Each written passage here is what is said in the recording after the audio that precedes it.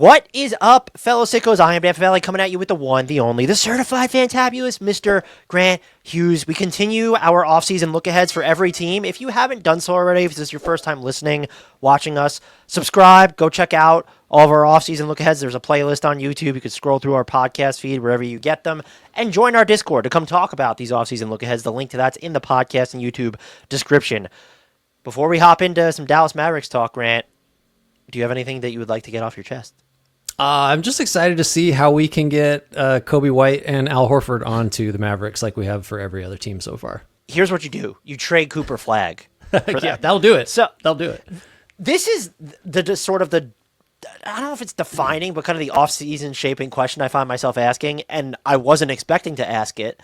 Grant, does getting Cooper Flagg change the Mavs' off-season approach at all? And it does change it, but to what extent and how?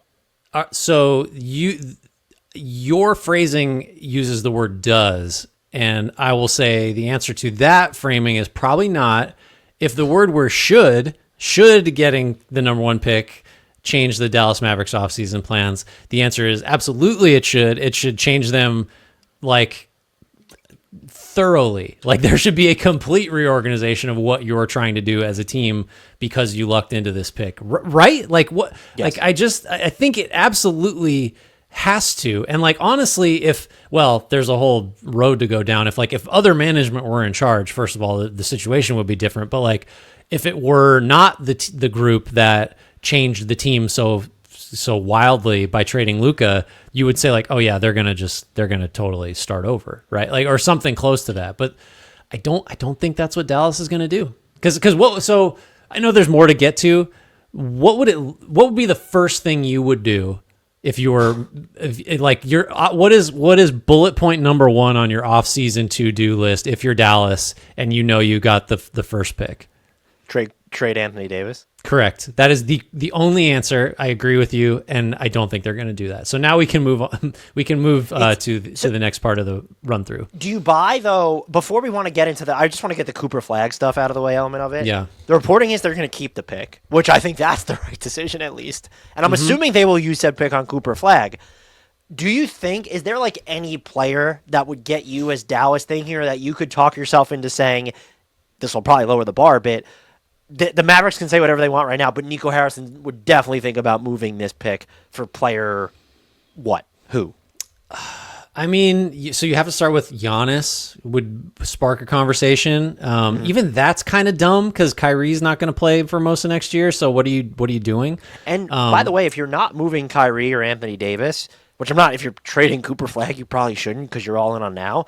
How many players are you giving up to get Giannis then? And that's right. So Kyrie's out till January at least, and then you've given up 4 of your rotation players to get Giannis in there.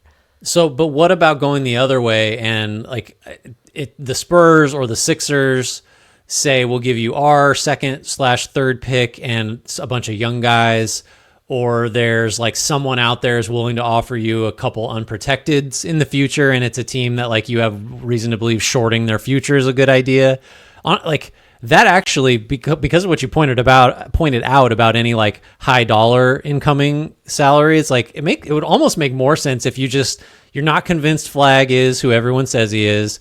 You think the difference between the number 1 and the number 2 or 3 is not as big as everyone says it is. And you think getting more assets is the way to go. Like, I think that you could sell me on that a little bit better than you could on, we think the right move is to go get Kevin Durant or Giannis or whatever. Right. Like, it's just like, not that you'd ever trade number 1 for Durant, but you know what I mean? Like, it would make more sense if you just differed from consensus on Flagg and capitalized on that by getting a bunch of other young assets and draft capital. But like, I think the consensus on Flagg is probably just right. And so maybe you don't do that. What if Charlotte came and said, we will give you LaMelo Ball and our pick next year and your pick next year back for number 1?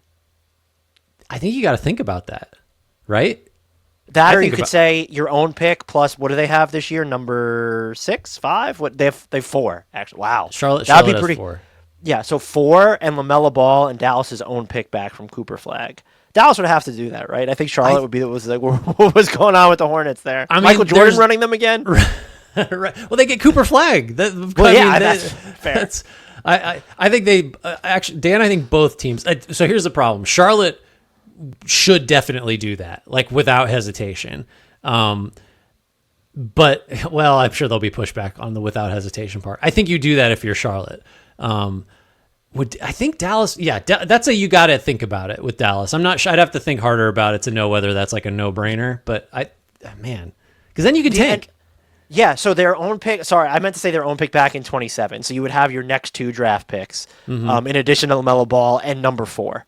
Right. Semi-interesting, right? The other one, I think this came from one of our colleagues at Bleacher Report, was what if you traded Cooper Flagg for Jason Tatum, and then you go through the entire no Kyrie, no Tatum, then you have your own pick next year, and then you run it back in 2027 with another high lottery pick, Tatum, Kyrie Irving, and Anthony Davis. Would that allow the Mavericks to capitalize on the very end of their, what was it, a 3 to 5 year timeline? I think Jason Tatum's a little too young for them. Yeah, right. I think Kevin Durant is more Nico Harris. They want to win now. They want to win right now. God, this is fucking so stupid. What if can the Spurs do if it were Castle and 2 and something else, does Dallas bite at that? Castle's probably not not a high enough level prospect for that. I would need like so many more picks as part of that, and maybe Devin Vassell as well. I don't know. Yeah. So they're going to keep the pick. I was going through the exercise. Yeah, the Charlotte deal was the only one I could think, and I actually don't. If I'm Charlotte, I know the Mavs pick is more valuable to the Mavs than anybody else, so they're in theory not going to be bad in 2027 if you own the pick, but I don't know, number 4, and LaMelo Ball for me seems like a lot, but that was the only interesting one I could come up with.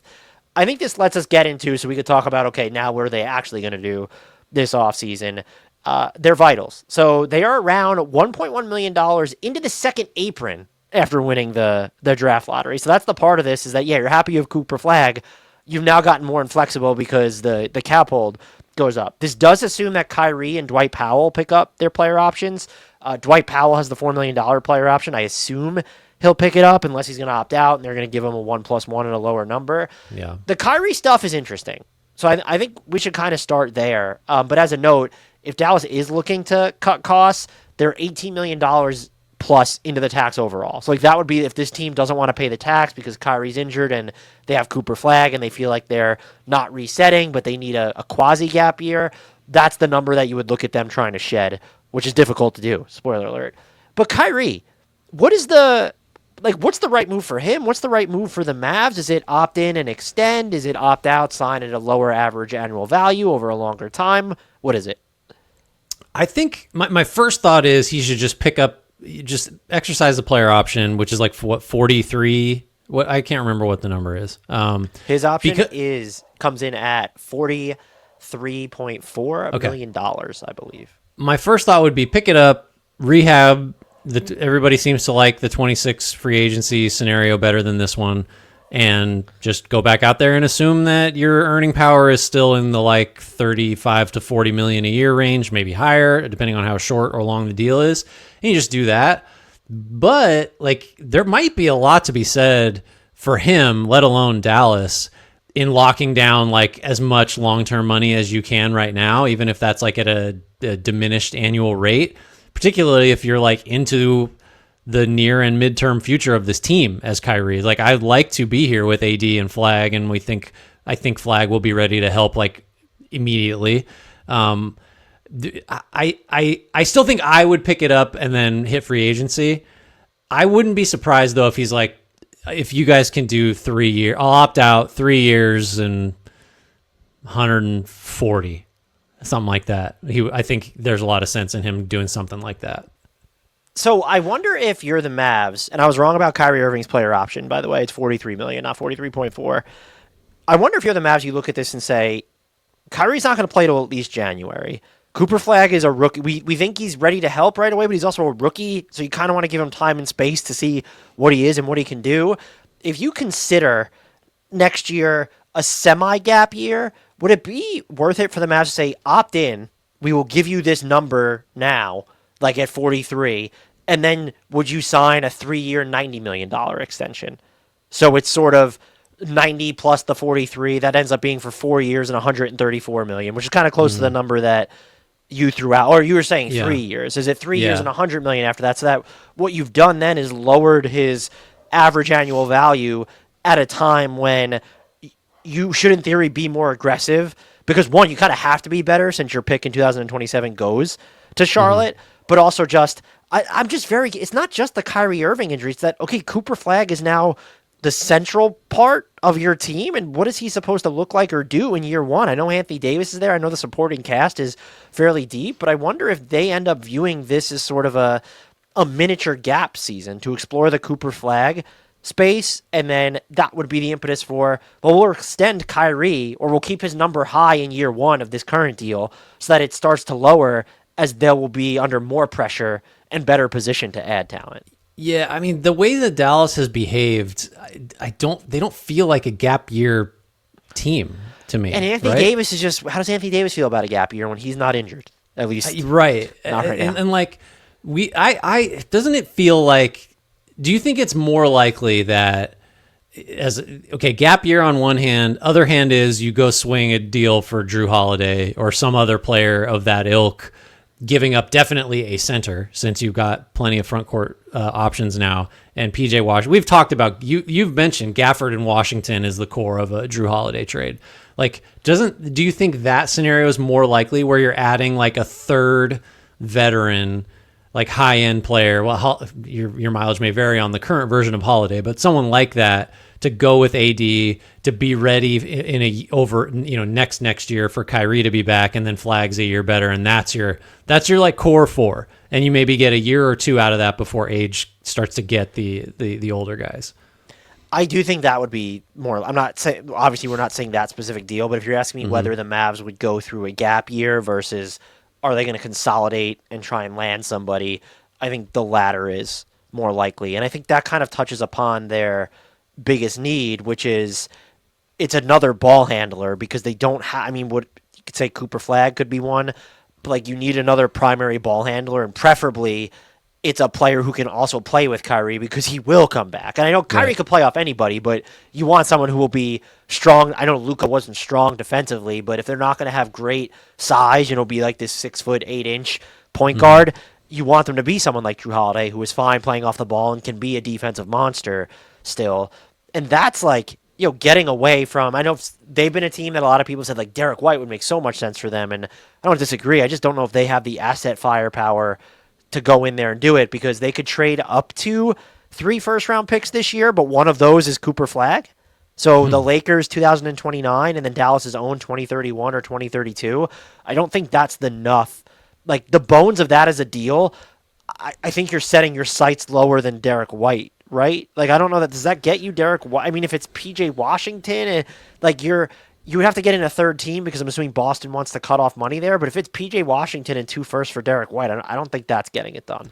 No, I think you're probably right about that. I think that gets the holiday would just be easier to get. I don't think you're getting White with that package unless, and the Mavs can't do this, you could send back like somehow way less money, and it's like waivable or expires or whatever, and that's of huge value to the Celtics, who are going to try to get cheaper. But failing that, I just think there will be way better offers for Derek White than what Dallas can put on the table, I think. I would agree. Maybe not even way, because those picks are pretty far out, but I would agree with you that I think there would be better offers. I don't know that there's like a lot of other names that would spring to mind here. And so, like, yeah, you could bring Spencer Dinwiddie back, or if you wanted to look at, could they sign a Malcolm Brogdon as a stopgap, but also maybe someone who could play alongside Kyrie when he's back. But like, I don't like when you start to go through the list of available trade targets, and certainly when looking at the free agents, it's all right. Like, Dennis Schroeder, like maybe that would work for a little bit. But like, there's no one that like sort of pops to me as, that would make sense for them to see if they could. Because look, the other part of the Cooper Flagg thing is, you already mentioned that Daniel Gafford going in the final year of his deal, he's extension eligible, but he's also expendable because you have Derek Lively and Anthony Davis. With Cooper Flagg, does that PJ Washington in August? I think he could sign an extension for 4 years, $89.2 million. If you're Dallas, do you offer that, or are you trying to use his expiring money in a trade? Because it's between him and Anthony Davis, and we have Najee Marshall too. Is he somewhat expendable and maybe someone who has a little bit of standalone value so that we can move him as part of a trade. You threw out Drew Holiday. I'm trying to figure out like another name that would just sort of make sense here where it's, okay, this really fits what they need now, but then it's also will continue to fit like the roster once Kyrie Irving is back. I think like just keeping Washington at that rate kind of makes more sense, right? Because you do need a guy like that to sort of like fit in between what you've got up front with Davis and Flagg. And well, I don't know. Yeah, that raises the question of like, well, what position is Davis going to play and Flagg? Because then if PJ Washington has to be your 3 or you're like a 2, kind of like a giant 2 in your best lineup, just a jumbo-sized lineup with PJ Washington at point guard. I mean, I don't know. I kind of, as I talk it out, I don't hate I think Washington can guard a lot of 2s probably, but like that's just a weird configuration. Where are we on? This is a more global question.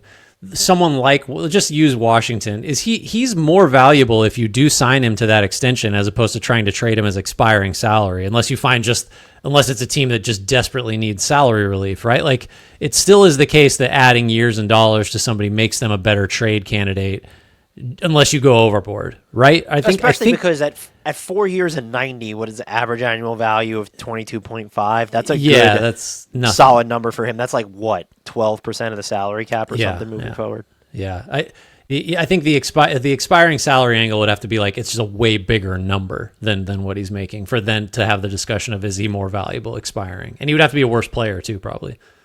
Do you assign any value to, okay, let's say they can't get, like maybe it's just we'll bring Spencer Dinwiddie back and we'll try to fill some of the ball handling, like just on the fly as you go. Maybe, like again, Cooper Flagg could do a lot of that, and that would be a great way to kind of test the depths of what he's able to do. So if you can't get someone who you think can run the show in like for longer stretches of time, does acquiring more bankable shooting help offset that at all? To where should they be a Cam Johnson team, or should they be trying to get in on? I mean, as of right now, they don't even have the mini Emily to offer. But it's like should they be getting in on like a Gary Trent Jr. or Malik Beasley somehow, or just trying to buy low on a Simone Fontecchio, or like going that route, because it's kind of slim pickings when you're looking at the actual floor generals, especially if we're narrowing the criteria to say who can also play next to Kyrie Irving when he comes back. I would just say that I think because of the positional stuff that's going to be complicated with you, like the 3, 4, and 5 minutes are like pretty well spoken for. So I do think you need shooting, and it probably needs to be backcourt shooting, and that can be a 2-3, like ideally that can guard, more than one position. But if you're not going to be able to get someone that is, a Kyrie stand-in, or like I don't know, are we giving up on Jaden Hardy? Are we done? Are we done there as a possibility? I feel like they would be more likely to turn to Max Christie for primary. I forgot Max Christie's on this team. I love Max Christie. Oh, this team's how many? You throw him in the Derek White deal, maybe Max Christie in 2 firsts and PJ. Is that you got my attention? You definitely got my attention. Is Dallas going to win 60 games next year? I forgot about Max Christie. We need to scrap this whole thing and start over, lead with him. Yeah, it's got to be, it's just got to be a guard. And like, I guess I don't think you get away with not adding significant playmaking though. Even with Flagg maybe being okay at that. And even with Davis, like, I guess the Lakers tried to use him as more of a hub for a minute there. I don't think you're going to survive offensively without someone, making plays and running the offense and shooting. So yeah, that's got to be the focus. Is there something to, and it would require, you're going to need a third team probably. Well, I mean, LA could take back more money. I just don't know how you flesh out the deal. But Bogdanovich for Daniel Gafford plus salary. I guess the challenge is Dallas. So Daniel Gafford's at what, 14 next year? And Bogdanovich's only at 16? No, this goes down, doesn't it? Yeah. Yeah, so you would send out Daniel Gafford, and you could go super small with the salary, or is it can you pay someone, or even would LA consider just taking on the Dwight Powell $4 million? So can you compensate Brooklyn to take on the $4 million, or do you trade Omax in that deal? Like, do you look at that, or would you consider Jaden Hardy and Gafford for Bogdanovich? Is that too much for the Mavs? But that might be a sort of a, we're not giving up any picks.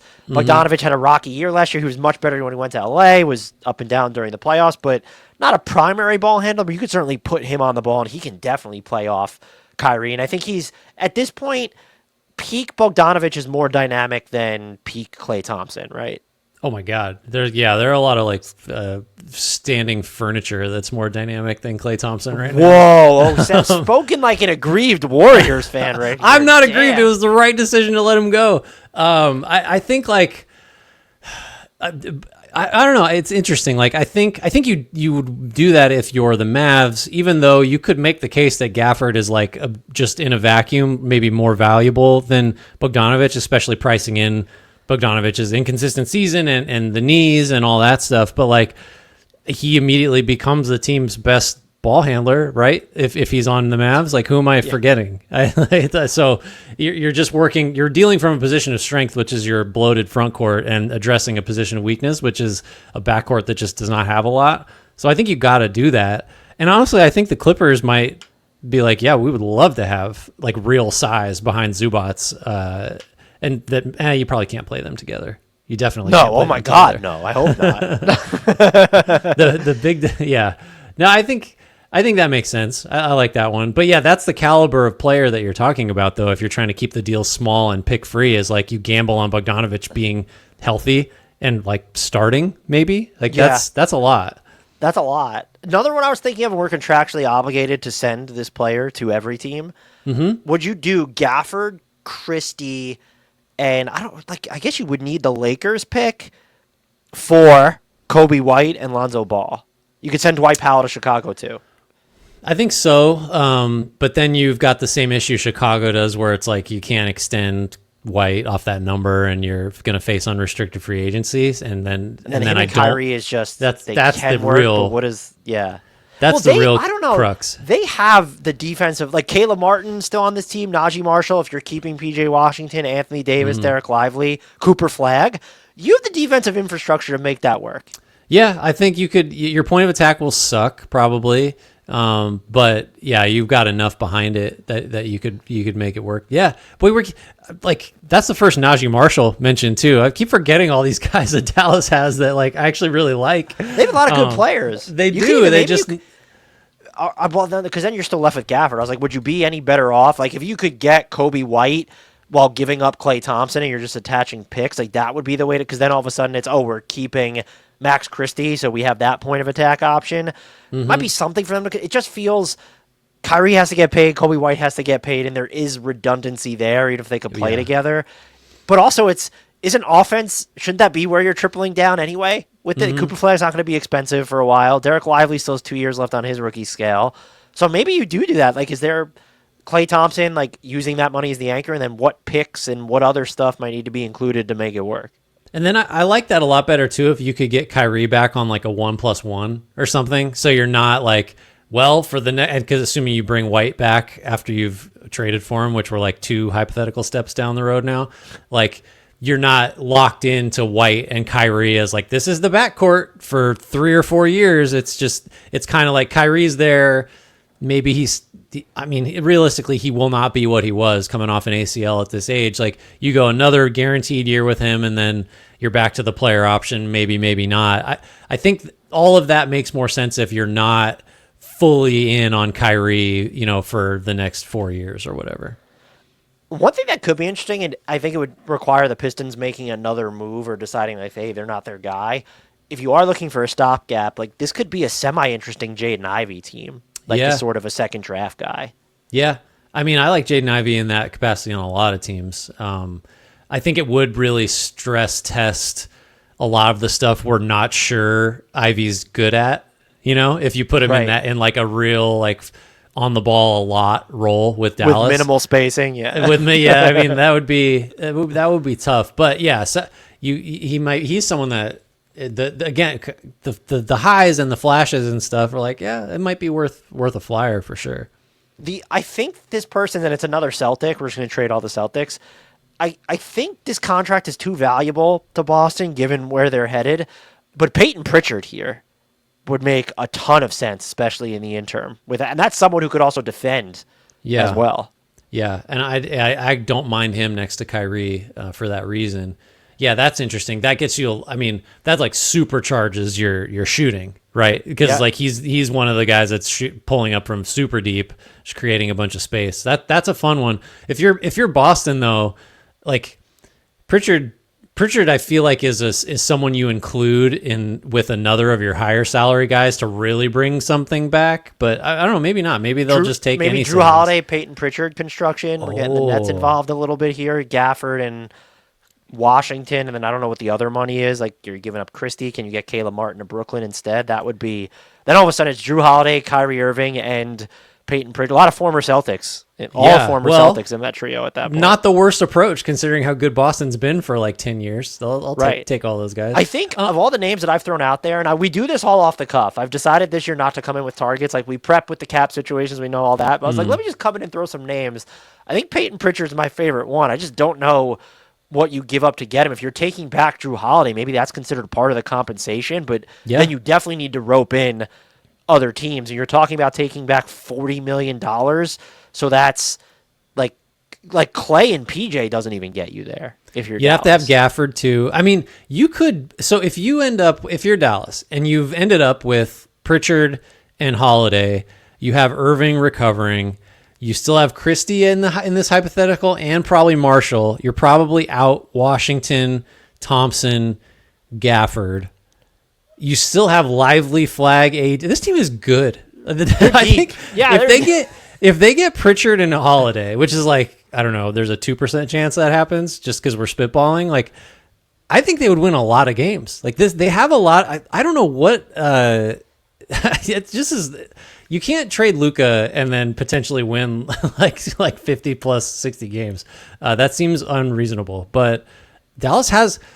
I think the takeaway here is Dallas has a lot of movable like salary that gives it quite a bit more flexibility than than I thought like at first blush. I would agree with you, and I have two final quick questions. The Kevin Durant stuff. If you can do without getting Cooper Flagg, and so now you're step-laddering your way with, 4 contracts, and then are the Suns taking like just the Lakers pick or maybe just your distant pick? If you're Dallas, are you considering that? If you can say, hey, we're going to sit here and end up with Derek Lively, Anthony Davis, Cooper Flagg, Kevin Durant, and Kyrie Irving at some point, maybe not until February, or is that you say it's gutting too much of their depth, but look at all the name all the support: Clay, Najee Marshall, PJ Washington, Daniel Gafford, Caleb Martin, Max Christie. They go 6 deep of just like, oh, those guys would be in a playoff rotation. Right. Yeah. No, I don't know. I don't know why I feel differently about Pritchard and Holiday, like liking that versus not liking Durant. Oh no, I prefer that route just because it's more bodies. It's more bodies and it's the positions that you actually need. Whereas if you're going to add another guy who can really only play the 4 or the 5 at this point, it's like, well, at some point you just can't play all your best players, and that's like a diminishing return situation. I don't think I want to be in the Durant business if I'm Dallas. I don't. No, I just don't. It's 3 mega salaries. It's unless Kyrie's going to drop precipitously after next year, or maybe Kevin Durant, his next contract, maybe that's lower than we expect. I'd agree with you. So my final question is, they have a lot of options, but we're kind of unsure of their direction. How much of a priority do you think they won't be a second apron team? They're getting out of that. But how much of a priority do you think it'll be to continue to trim just like your tax bill in general? So as the number that I threw out there, is they're $18 million above the tax. I think I'd be moderately surprised, but not even close to shocked if it was they tried to do something that just saved them. Can you send Gafford? He makes more than the mid-level, so that gets a little tricky, but can you just send Gafford somewhere for minimum money back and then maybe lop off another middle rung salary and duck the tax that way?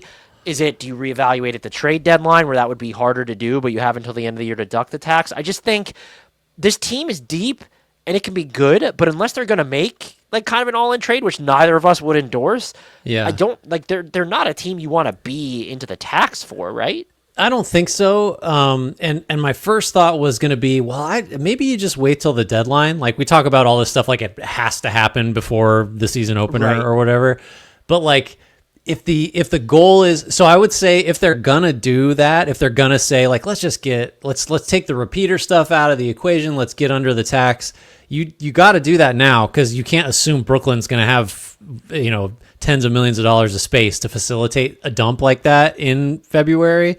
So I think we'll understand their feelings on the tax soon because you can't wait and expect to really do that as effectively, get out of the tax. I mean, how concerned should they be? I mean, that ties into just a much bigger question of like, we know what they say their timeline is, but like realistically, are you going to be a really expensive contender with Davis and a healthy Kyrie and someone else you bring in over the next half decade? Or are you eventually going to realize you need to just reorient this thing around Flagg? And at which point, like, you'll probably be under the tax anyway, you know? So I think it should matter, but only if they're going the route of like, we're kind of stripping down and doing a bigger reset with a Davis trade, for example. But because I don't think they'll do that, I also don't think they're going to really go nuts about trimming money just because. Anything else on these Mavericks, or are you ready to take us out of here? Just that they're way better than we thought they were, since having talked through all the talent. I don't think that they're bad. They're just in such a weird spot. Yeah, like right. The word is it's weird, it's awkward, and I do think it's fair to say their front office does not deserve the benefit of the doubt. No, I don't. I think it's going to be a long time before we did mention that changes. Their front office in Executive of the Year until like leading up to the Luka trade too. So yeah, right up until something happened. So yeah, take us out of here, sir. Yeah, so that was an interesting one. Thanks everybody for listening, for watching. As Dan mentioned at the top, make sure you're subscribed wherever you're listening to this. Make sure you're giving us a positive, give us a 5-star review. Leave comments on our YouTube videos. Help the algorithm love us back, as we once often said. Let's see. Join our Discord, links for that in YouTube and podcast description. Tell your friends, tell your enemies about this. Help us grow the podcast. We love doing it, and the bigger the audience, the better. Thanks everybody. Shouts Frank Ntilikina. Apologies, Jared Allen.